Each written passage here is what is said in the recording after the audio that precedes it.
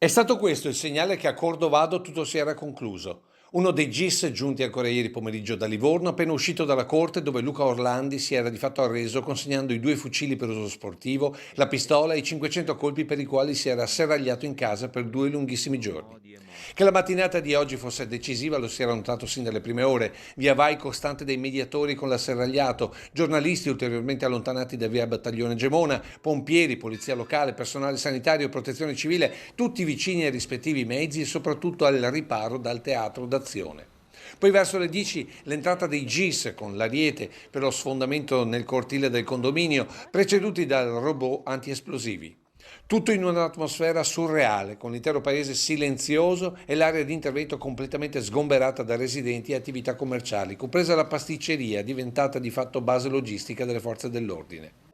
Verso le 10:30 il via all'irruzione, al quale Luca Orlandi non ha opposto resistenza, consegnando il suo piccolo arsenale ai carabinieri. Prelevato dalla sua abitazione, è stato condotto all'interno della vicina tabaccheria, dove, attorniato dai 3 mediatori e dai vertici dell'arma pordenonese, è stato rifocillato e ulteriormente rassicurato sulla sua sorte. Da quel momento in poi l'atmosfera è radicalmente cambiata. Sui volti la tensione ha lasciato il campo al sollievo per una vicenda che si stava chiudendo senza spargimento di sangue.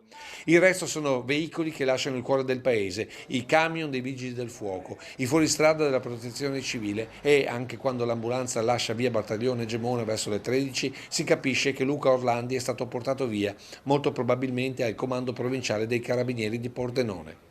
Per lui al momento nessun trattamento sanitario obbligatorio firmato dal sindaco, ma un vero e proprio fascicolo al vaglio della procura di Pordenone.